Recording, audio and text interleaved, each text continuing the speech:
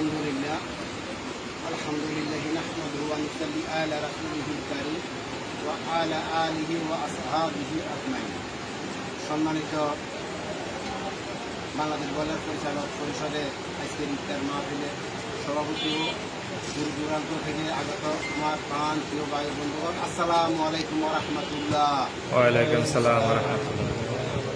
আমরা সে মহামনিবের দরবার শুকরিয়া আদায় করছি, যিনি আমাদেরকে ভালোবেসে আদর করে মহব্বত করে পবিত্র রমজানুল মুবারকের মাসে পবিত্র হায়াত দিয়েছেন এবং রমজান মাসে সিয়াম সাধনার মাসে হায়াত দিয়ে রমজান মুবারক পালন করার জন্য এবং সেই রমজান উপলক্ষে আজকে একটি ইফতার মাহফিলে অ্যাটেন্ড হওয়ার জন্য তৌফিক দিয়েছেন। সেই মহামনিবের দরবারে হৃদয়ের সবটুকু ভালোবাসা দিয়ে একবার সকলের শুকরিয়া আদায় করছি। সকলে বলছি আলহামদুলিল্লাহ আলহামদুলিল্লাহ। দুরূদ ও সালাম পেশ করছি সে মহামানবের জন্য যার দেখানো পথে রয়েছে ইহকালীন কল্যাণ এবং পরকালীন মুক্তি। এজন্য সকলে বলছি সাল্লাল্লাহু আলাইহি ওয়াসাল্লাম। সাল্লাল্লাহু আলাইহি ওয়াসাল্লাম। আউযু বিল্লাহি মিনাশ শাইতানির রাজীম। বিসমিল্লাহির রাহমানির রাহিম। ইয়া আইয়ুহাল্লাযীনা আমানু কুতিবা আলাইকুমুস সিয়াম কামা কুতিবা আলাল্লাযীনা মিন ক্বাবলিকুম লাআল্লাকুম তাত্তাকুন। পবিত্র কোরআনুল কারিমে আল্লাহ সুবহানাহু ওয়া তাআলা সূরা বাকারা 183 নম্বর আয়াতে বলছেন, হে ঈমানদারগণ, আমি তোমাদের নিকট রোজা ফরজ করে দিয়েছি যেমনি ফরজ করেছিলাম তোমাদের পূর্ববর্তী নবীদের এবং তাদের উম্মতগণের জন্য, কেন যাতে করে তোমরা মুত্তাকি ফরজগার আল্লাহ বিরু অর্জন করতে পারো, তাকওয়া অর্জন করতে পারো। এখন একটা বিষয়, রোজা ফরজ করার পরে আল্লাহ সুবহানাহু ওয়া তাআলার সাথে সাথে বলছেন যে শুধুমাত্র রোজা তোমাদের উপর ফরজ ছিল না, কেননা তোমরা ভয় পেও না যে একটা মাস না খেয়ে কীভাবে থাকবো, এত লম্বা দিন এত লম্বা সময় কীভাবে না খেতে রোজা রাখবো, যাতে আতঙ্কিত না হয় সেজন্য আল্লাহ আবার কি সান্ত্বনার বাণী হিসেবে বলছেন যে তোমাদের পূর্ববর্তী যত নবী আসছে এবং নবীর উম্মতগণের উপরে এমনভাবে রোজা সিয়াম ফরজ ছিল, যদিও একটু সিস্টেম ভিন্ন ছিল। এখন রোজা কেন, কি কারণ, রোজা থাকলে উপকারিতা কি? আল্লাহ বলছেন লাআল্লাকুম তাত্তাকুন, যাতে করে তোমরা মুত্তাকি হতে পারো, ফরজগার হতে পারো, আল্লাহ বিরু অর্জন করতে পারো। যেমন আমরা যে মোবাইল ব্যবহার করি, মোবাইলে 1-2 ঘন্টা চার্জ দিলে দেখা গেছে 2-3 দিন 1 সপ্তাহ চলে যায়। তেমনইভাবে রমজান এমন একটি মাস, আমরা বলতে পারি training centre, coaching centre. Ramzan মাসে একটা মাস আমরা রোজা রাখবো আল্লাহ বিরু তাকুল্লাহ, আল্লাহর ভয়, আল্লাহ ভীতি অর্জন করবো। সে আল্লাহ ভীতি অর্জন করার পর সেটা দিয়ে আমরা কি করবো, বাকি আরো 11 মাস করে যেতে হবে। মানে আমাদের ইঞ্জিনটাকে চার্জ দিলাম, মোবাইল যেরকম চার্জ দিয়ে 1 সপ্তাহ চলে, এই একটা মাস আমরা চার্জ দিব, আরো 11 মাস চলবে। এই চার্জ দেওয়ার জন্য রোজা মূলত আল্লাহ তাত্তাকুন। এখন আল্লাহ ভীতি, ভয়, ভয় কিন্তু 2 প্রকার। একটা হলো খাউফুন, খাউফ মানে কি ভয়, যেমন সাপ, যে বাঘ, কুকুর, বিষাক্ত কুকুর, বিষাক্ত যে যেমন যে মৌমাছি আছে, আমরা ভয় পাই, যে কামড় দিলে আমরা ধ্বংস করলে আমরা ভয় পাই, ওই ভয় হিসেবে না। এটা কি তাকুল্লাহ, ওটা হলো খাউফুন ব্যবহার করতে, এখানে হলো তাকুল্লাহ, আল্লাহ ভীতি। তো আল্লাহ ভীতি বলতে কেমন, ভয়ের কি, আল্লাহ সন্তুষ্ট অর্জন করবো, আল্লাহর ইবাদত করবো, এখানে ভয়ের কি আছে? আমার সেটা হইল যে আল্লাহর হুকুম আকাম যে নিয়ম দিচ্ছে, আল্লাহর যে আদেশ, রাসূল সাল্লাল্লাহু আলাইহি ওয়াসাল্লামের যে নির্দেশ অনুসরণ করার কথা, যেভাবে আমাদেরকে আমলগুলো করার জন্য বলছে, সেভাবে আমরা করতে পারতেছি না, করতে পারবো কিনা একটা ভয় জাগলে পারে, যাতে করে ওই আল্লাহ ভীতি অন্তর রেখে আমরা সঠিকভাবে আল্লাহর ইবাদতগুলো করতে পারি। সেই জন্য এই ইবাদতের জন্য এই ভয় দরকার, সেই ভয় ভীতিটা যেন আমরা অর্জন করতে পারি, সেজন্য এই রোজা। যেমন রোজার ফজিলত বলতে গিয়ে আল্লাহ সুবহানাহু ওয়া তাআলা হাদিসে কুরসিতে বলছেন যে আত-তাওমু লি, রোজা আমার জন্য, অর্থাৎ কি রোজার পুরস্কার আমি দিব। অন্য এক জায়গায় বলছে রোজা আমার জন্য, রোজার পুরস্কার আমি দিব। আর অন্য ও আনা আযিবি, রোজার পুরস্কার আমি নিজে। এখানে বুঝার বিষয়, রোজা আমার জন্য, রোজা এই রোজার পুরস্কার আমি দিব। তার মানে কি, আমরা যে আনুষঙ্গিক অন্যান্য ইবাদত করি এগুলো কি আল্লাহর জন্য নয়? অবশ্যই, কেননা পবিত্র কোরআন আল্লাহ সুবহানাহু বলছে, আয়াত বলছে ইন্না সলাতি ওয়া নুসুকি ওয়া মাহইয়া ওয়া মামাতি লিল্লাহি রাব্বিল আলামিন, নিশ্চয় আমার নামাজ, আমার কুরবানি, আমার জীবন, আমার মরণ, আমার সমস্ত আনুষঙ্গিক ইবাদত সমূহ আল্লাহ সুবহানাহু ওয়া তাআলার সন্তুষ্টির জন্য নিবেদিত। তবে কি সব ইবাদত তো আল্লাহর জন্য, কিন্তু রোজা আমার জন্য মানেটাই মানে এটাই, আপনি হজ করবেন এটা কিন্তু আল্লাহর ইবাদত। হজ ইচ্ছে করলে মানুষকে দেখানোর জন্য করতে পারেন, ইচ্ছে করলে আল্লাহ সন্তুষ্টি অর্জনের জন্য করতে পারেন। কেমনে? যে আমার কাছে এত টাকা আছে, আমি যদি এখন হজ করি না করি মানুষ কি বলবে? হতে পারে, কিন্তু সবাই কিন্তু মন মানসিকতা এমন না, কিন্তু হতে পারে। তারপরে আসেন যাকাত। যাকাত মানুষকে দেখানোর জন্য করা যায়, আল্লাহর সন্তুষ্টির জন্য করা যায়। কারণ মানুষ কি বলবে, এত দৌলত সে যাকাত দেয় না। কিন্তু আমাদের দেশে এমন প্রমাণও আছে যে যাকাতের 150-200 টাকার শাড়ি লুঙ্গি দিয়ে যাকাত আদায় করে দেয়। আর ওই শাড়ি লুঙ্গি নিতে এসে পায়ের পৃষ্ঠকে অসংখ্য মানুষ মারা যায়, আছে না আমাদের দেশে? এমন যাকাত আমরা দিই। যাই হোক, আমি সেদিকে যাবো না। এটাই বলি যে আল্লাহকে দেখানোর জন্য যাকাত দেওয়া যায়, মানুষকে দেখানোর জন্য এরকম অসংখ্য ইবাদত আছে। অসংখ্য ইবাদত আছে যে আল্লাহকে দেখানোর জন্য যা করা যায়, মানুষকে দেখানোর জন্য করা যায়। শুধুমাত্র রমজান সিয়াম সাধনার মাস, সেই রমজানটা শুধুমাত্র আল্লাহ ছাড়া অন্য কারো উদ্দেশ্যে করা যায় না। সেটা প্রমাণ একটাই, সকালে যে সুবে সাদেক থেকে ইফতার পর্যন্ত আমরা সারাটা দিন না খেয়ে থাকি। আমি কি পারি না ঘরের ভিতরে দরজা লাগিয়ে লুকিয়ে অন্ধকারে খেতে পারি না?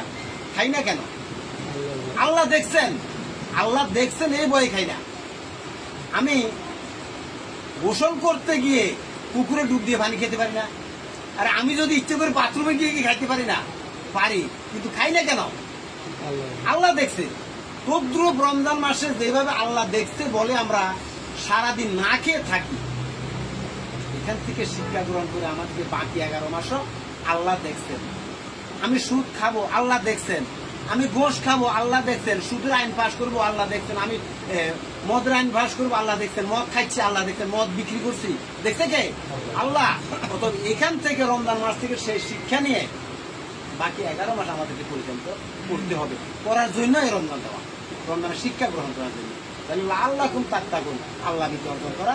আর আস-সাওমুলি, রোজা আমার জন্য, রোজার পুরস্কার আমি দিব। তাহলে রোজা আমার জন্য বলছে কেন? আবার বুঝাইতে পারছি মনে হয়।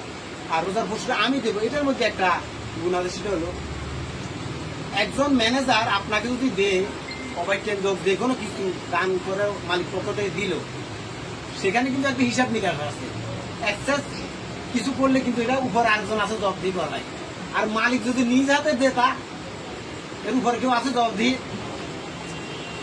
একটু বেশ কম দিতে পারে, দেখলে সমস্যা নেই, জবাবদিহির সমস্যা নেই। আর ম্যানেজার যদি দেয়, ম্যানেজার দিতে একটু ভয় করবে যে আমার উপর আরেকজন আছে, আমি যদি বেশি দিই একটু নির্বিষয়, পরে কিন্তু আবার জবাবদিহি করতে আমার একটু হিসাব নিকাশ একটু সমস্যা হবে। এই জন্য সে একটু কম দিবে। আর মালিক যদি দেয় বেশি দিলে সমস্যা না, তার উপর আর কেউ নাই। কিন্তু আল্লাহ বলছেন আস-সাওমুলি, রোজা আমার জন্য, রোজার পুরস্কার আমি দেবো। অন্য জায়গায় বলছে ওয়া আনা আযযিবি, রোজার পুরস্কার বরং আমি নিজে। আল্লাহ নিজে যদি আমাদের পুরস্কার রয়েছে, আর কি পুরুষের বিষয়ে আর কিছু না। এর জন্য আরেকটা হাদিস আছে, সেটা হলো যে রোজাদারদের জন্য 2টা খুশি, একটা হলো ইফতারের সময়, একটা হলো কি হাসরের ময়দান। ইফতারের সময় কি খুশি? হাদিসটা আমরা অনেকে জানি, কিন্তু আসল বিষয় রহস্য আমরা অনেকে জানি না।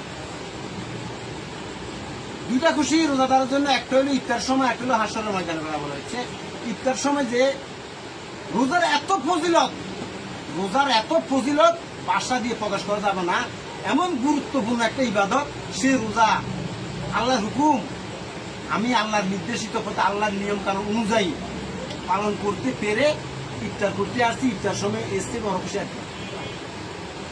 ইফতার করতে যদি একজন বেরোজগার আসে, সে কিন্তু আপনার মতো এরকম তৃপ্তি পাবে না। তার ভিতরে একটু ছোট একটা ভাব থাকবে যে আমি তো এত সুন্দর পরিবেশে উপযুক্ত না। তদ্রুপ একটা খুশির বিষয় যে আমি আল্লাহর হুকুম, আল্লাহর নির্দেশিত পথে, আল্লাহর হুকুম আকাম, আল্লাহর সন্তুষ্টি অর্জনের উদ্দেশ্যে আজকে সারাটা দিন কি করছি? রোজা রেখেছি। আর রোজা রেখে এখন ইফতার করতে আসছে। আলহামদুলিল্লাহ, ইফতার পর্যন্ত আমি রোজাটা রাখতে পারছি। এই জন্য একটা খুশি অনুভব করে। ওই জন্য আল্লাহ সুবহানাহু ওয়া তাআলা বলছেন, হাদিসে আসছে যে রোজাদারের 2টা খুশি, একটা ইফতারের সময়, একটা হাসর ময়দান। হাসর ময়দানে কি, সেটা একটা জানার বিষয়। হাসরের ময়দানে আমরা দুনিয়াতে দোলনা থেকে কর্মরত, রান্নাঘর থেকে সংসদ পর্যন্ত সব সমস্যার সমাধান শুধুমাত্র কোরআন দিয়ে পরিচালিত করছি। আমরা একটা মানব রচিত আইন দিয়ে করতাম, করি নাই। আল্লাহর পক্ষ থেকে নাজিলকৃত সংবিধান দিয়ে আমরা পরিবার, প্রধান, সমাজ, রাষ্ট্র সবকিছু পরিচালনার জন্য সর্বাত্মক চেষ্টা করি, যাতে করে আল্লাহ সন্তুষ্টি হয়। তাহলে সে সন্তুষ্টি অর্জন করার জন্য জীবনে অনেক কষ্ট করছি, সুদ খাই নাই, ঘুষ খাই নাই, অন্যায়ভাবে চলি নাই, হ্যাঁ, অনেক জুলুম নির্যাতনের শিকার হয়েছি, শুধুমাত্র আল্লাহর সন্তুষ্টি অর্জনের লক্ষ্যে উদ্দেশ্যে। আজকে সেই আল্লাহর সন্তুষ্টি অর্জন করে আল্লাহর সামনে হাজির হব। আজকে আল্লাহর সাথে সরাসরি সামনাসামনি দেখা হবে। আর আল্লাহ এমন একটা জান্নাত আমাদের জন্য রেখেছেন, রাইয়ান এমন একটি জান্নাত, শুধুমাত্র রোজাদার ব্যক্তিরা প্রবেশ করবে। রোজাদার ব্যক্তিরা প্রবেশ করার পরে তালাবদ্ধ করে দেবে, অন্য কোনো ব্যক্তি প্রবেশ করার সেখানে সুযোগ নেই। তাহলে কি এসছে খুশি আর কি? এখানে যদি 10 লক্ষ মানুষ আইলো, 50 জন লোককে বাছাই করে একটা দরজা দিয়ে ভালো একটা আপ্যায়নের ব্যবস্থা করলো, আর বাকি লোক সবগুলা ওই দরজার বাইরে থাকলো, তালা বন্ধ করে দিল। তাহলে 50 জন লোক খুশি হবে না? তদ্রুপ রোজাদারের জন্য রাইয়ান নামক জান্নাতের দরজা আছে, ওই দরজাতে শুধুমাত্র রোজাদার প্রবেশ করবে। ওই রোজাদারকে প্রবেশ করার পরে ওই দরজা বন্ধ করে দেওয়া হবে। তাহলে এই একটা কথা। তারপর আসছে আপনার রোজা আমার জন্য, রোজার পুরস্কার আমি নিজে দেবো, আর রোজার পুরস্কার আমি নিজে, এই দুটা কথা আসছে। তাহলে এখন রোজা কি শিক্ষা দেয় সেটা বললাম, সেটা হলো দেখি আমাদের বাকি 11 মাস যাতে আমরা আল্লাহ ভিতরে অর্জন করে চলতে পারি। যেমন আমার সামনে হাজারো অন্যায় কাজ আসবে, পাপ কাজ আমার করার সুযোগ থাকবে, আমি করবো না। কেন করবো না? আল্লাহ দেখছেন। সেই শিক্ষা নিচ্ছি কোথেকে? রমজান থেকে। এই জন্য আল্লাহ ভিতরে অর্জন করার জন্য আমাদেরকে এই রোজা রাখতে হবে। সূরা বাকারা 8 নম্বর আয়াতে আল্লাহ সুবহানাহু ওয়া তাআলা বলছেন, ওয়া মিনান নাসি মান ইয়াকুলু আমান্না বিল্লাহি ওয়া বিল ইয়াউমিল আখির ওয়া মা হুম বিমুমিনিন। মানুষের মাঝে এমন কিছু মানুষ আছে যারা মুখে বলে আমরা আল্লাহ তাআলা ও পরকালের উপর ঈমান আছি, আসলে তাদের কাজকর্ম দেখলে তোমরা বুঝতে পারবে যে আসলে এরা মোটেও ইমানদার নয়, কিন্তু মুখে বলছে কি আমরা ইমানদার। সূরা বাকারা 8 নম্বর আয়াত। এরপরে সূরা ইউসুফ 106 নম্বর আয়াত আল্লাহ সুবহানাহু ওয়া তাআলা বলছে, ওয়া মা ইউমিনু আকসারুহুম বিল্লাহি ইল্লা ওয়া হুম মুশরিকুন। এমন বহু ইমানদার আছে যাদের অধিকাংশ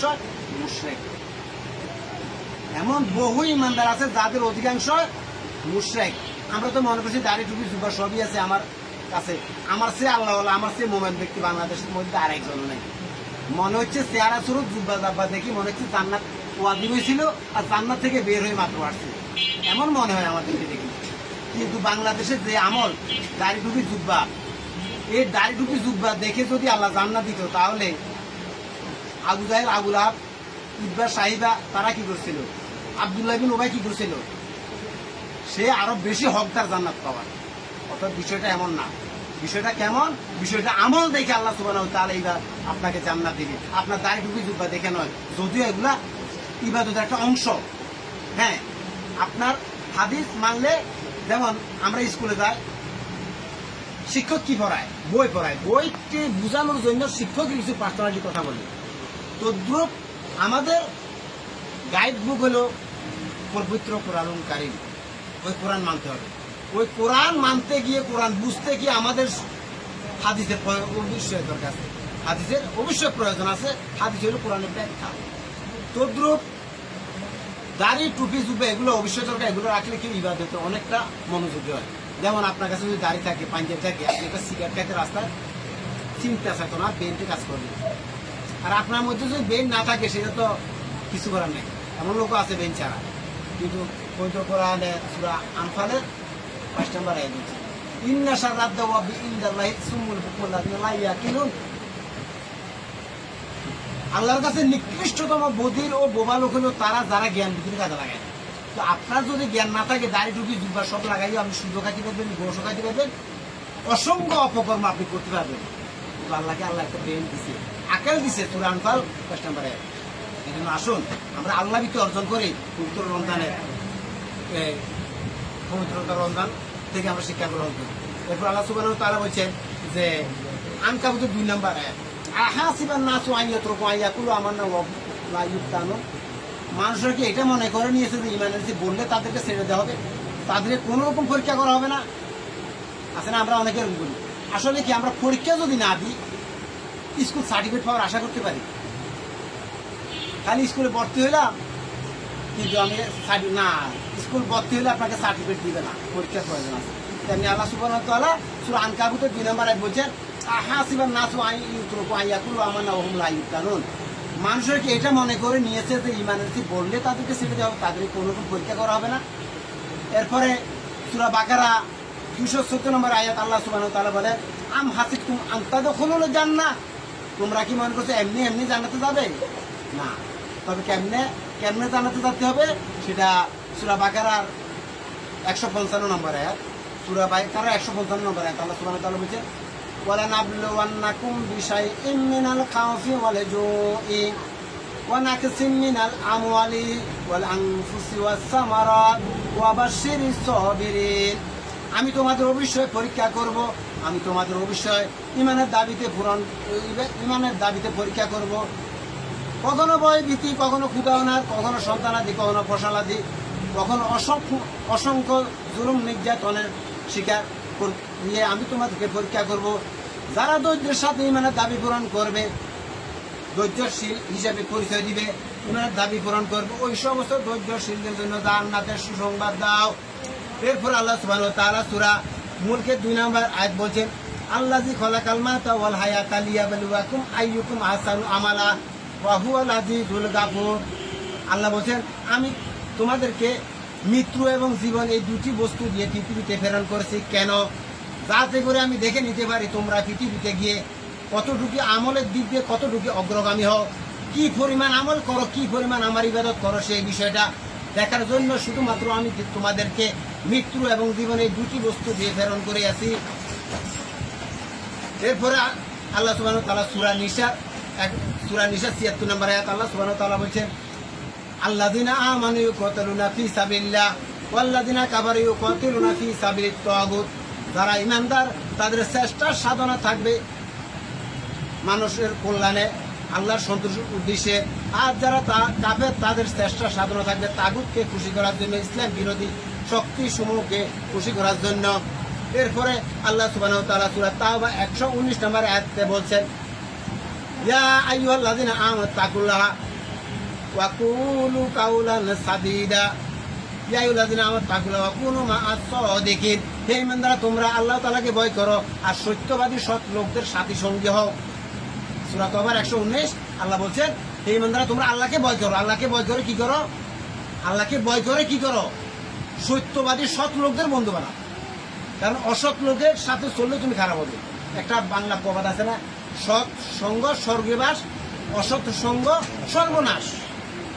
অতএব আপনি যদি ভালো মানুষের সাথী সঙ্গী হন, ভালো মানুষের সাথে চলাফেরা উঠা বসা করেন, ভালো হবে।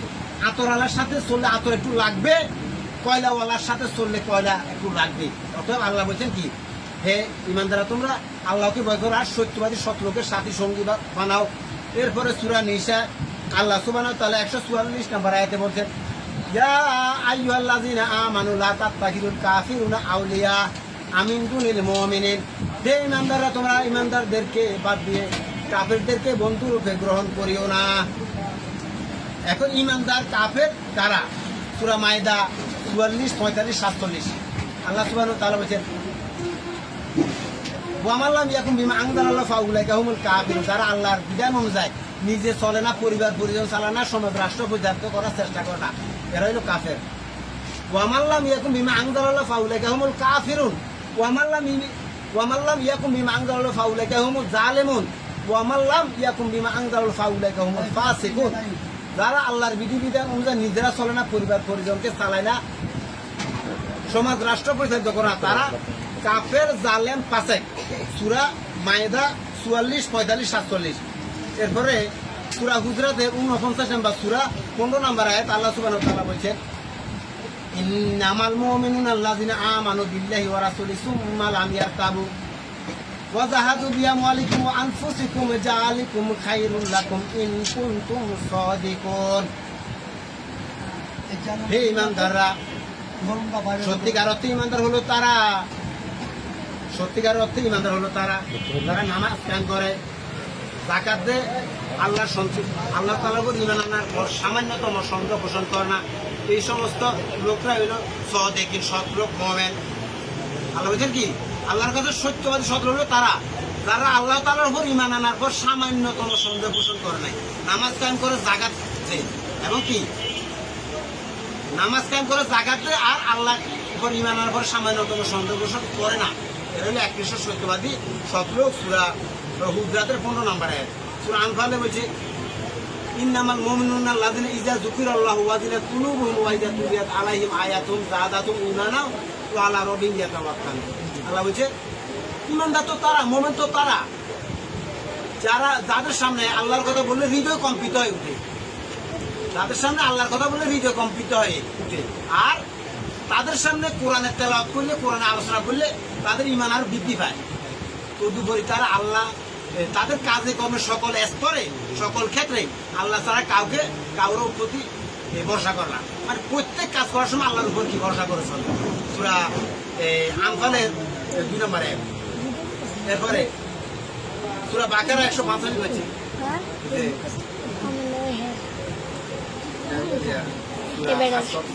সূরা আসসাব 9-11। দুনিয়াতে রাসূল সাল্লাল্লাহু কেন প্রেরণ করছেন এই বিষয়টা বলবো। সেটা হলো আল্লাহ বলছেন ওয়াল্লাযী আরসালা রাসূলাহু বিল হুদা ওয়া দীনিল হক লিইয়ুযহিরাহু আলা দীনি কুল্লিহি ওয়া লা ইয়ারতাদিয়াল মুশরিকুন। তিনি তার রাসূলকে একটা স্পষ্ট পথ নির্দেশ ও সঠিক জীবন বিধান দিয়ে প্রেরণ করেছেন, যেন সে রাসূল একে দুনিয়ায় প্রচলিত সব কয়টি জীবন বিধানের উপর বিজয় করে নিতে পারে, তা মুশরিকদের কাছে যতই অপছন্দীয় হোক না কেন। তার মানে কি আল্লাহ বলছেন আমি কি আল্লাহ বলছেন আমি পৃথিবীতে রাসূল প্রেরণ করছি এই জন্য যে পৃথিবীতে যত আইন কানুন বিধিবিধান আছে সব কিছুর উপর দিয়ে আমার এই কোরআন আইনগুলো বিজয় করা জন্য। এরপর বলছে ইয়া আইয়ুহাল্লাযিনা আমানু হাল আদুল্লুকুম আলা তিজারাতিন তুনজিকুম মিন আযাবিন আলীম। হে ঈমানদাররা, আমি কি তোমাদেরকে এমন একটি লাভজনক ব্যবসার সন্ধান দেব যে ব্যবসাটা তোমাদেরকে মহা বিচারের দিনে কঠিন আযাব থেকে বাঁচাইয়া দিব। আল্লাহ বলছেন কি মহাবিচারের দিনে কঠিন আযাব থেকে বাঁচাই দিবে। মহাবিচারটা কি সেটা বলার দরকার। সেটা হলো আপনি দুনিয়াতে যদি একটা মানুষকে হত্যা করেন, বাংলাদেশে আইন অনুযায়ী আপনার ফাঁসি হবে। আপনি যদি 50 জনকে হত্যা করেন, 50 বার কি আপনার ফাঁসি দেওয়া সম্ভব? তাহলে বিচার অসম্পূর্ণ হয়ে গেল, পুরোপুরি হিসাব হলো না। এই জন্য একটি জবাবদিহিতার মতো পুরোপুরি হিসাব বুঝিয়ে দেওয়ার মতো এমন একটি সময় নির্ধারণ আল্লাহ সুবহানাহু ওয়া তাআলা করেছেন, সে পরকাল। তাহলে কি আপনি যদি পৃথিবীতে 5 লক্ষ মানুষকে হত্যা করেন, ওই 5 লক্ষ মানুষকে হত্যা করার বিচার কতটুকু পাওয়া দরকার, কতটুকু শাস্তি পাওয়া দরকার আপনার, তাকে দেওয়ার পুরোপুরি যাতে আপনাকে দিতে পারে এমন একটা দিনক্ষণ আল্লাহ সুবহানাহু ওয়া তাআলা রেখেছেন, আর সেটা হাসর ময়দান। সেখানে আদম আলাইহিস সালাম থেকে আমাদের শেষ নবী পর্যন্ত যত উম্মত, যত নবী, যত মানুষ পৃথিবীতে আসছে মরছে, সবাইকে একত্রিত করা হবে। আদম আলাইহিস সালাম থেকে আমাদের নবী বলতে যত মানুষ পৃথিবীতে আসছে মরছে, আসছে মরবে, সব মিলাই সমস্ত লোককে হাসর ময়দানে একত্রিত করে আল্লাহ সুবহানাহু ওয়া তাআলার সামনে হাজির করা হবে। তাহলে আচ্ছা বলেন তো ওটা কি বিচার মাঠটা কি ছোট না বড়? এটা কি বাংলাদেশের হাইকোর্ট সুপ্রিম কোর্টের মতো বিচার 10,000 মানুষ? আদম আলাইহিস সালাম থেকে শুরু করে আমাদের নবী পর্যন্ত যত মানুষ পৃথিবীতে আসছে মরছে, আসবে মরবে, সব মানুষকে আল্লাহ সুবহানাহু ওয়া তাআলার সামনে হাজির করা হবে। আর আল্লাহ বলছেন কি মহাবিচার, মানে ওই যে এই মহাবিচারের দিনে শাস্তিটা হবে কেমন? ওই যে আপনি একজন মানুষকে মারলেন, একজন মানুষের বিচার ফাঁসি, 10 জন মানুষ মারলেন, ওই ফাঁসি একবারে হবে। তাহলে শাস্তিটা তো কঠিন হইল না, সহজ হইল। তাহলে আপনি যদি 10 লক্ষ মানুষকে মারেন, ওই 10 লক্ষ মানুষের শাস্তি যতটুকু এতটুকু দেওয়ার মতো সুযোগ আছে আপনি পাবেন, ওইরকম একটা ব্যবস্থা রাখছে। ওইটা হলো কি কঠিন শাস্তি। আল্লাহ বলছেন আমি মহাবিচার দিলে কঠিন শাস্তি থেকে বাঁচাই দিব। সূরা সফের 10 নম্বর আয়াত। ইয়া আইয়ুহাল্লাযিনা আমানু হাল আদুল্লুকুম আলা তিজারাতিন তুনজিকুম মিন আযাবিন আলীম। হে ঈমানদাররা, আমি কি তোমাদেরকে এমন একটি লাভজনক ব্যবসার সন্ধান দেব যে এই ব্যবসাটা তোমাদেরকে মহাবিচারের দিনে কঠিন আযাব থেকে বাঁচাই দিব। তাহলে ব্যবসা মানুষ বুঝে। আপনি ব্যবসা হয়তো ক্রয় করেন নয় বিক্রয় করেন, ব্যবসার সাথে সবাই জড়িত আছে। এই জন্য আল্লাহ বলছে যে ব্যবসার সাথে সবাই জড়িত আছে যেহেতু, তাহলে ব্যবসায় লাভ লস হয় এটা সবাই বুঝে। আর আমি এমন একটি লাভজনক ব্যবসার সন্ধান দিচ্ছি, আমি এমন একটি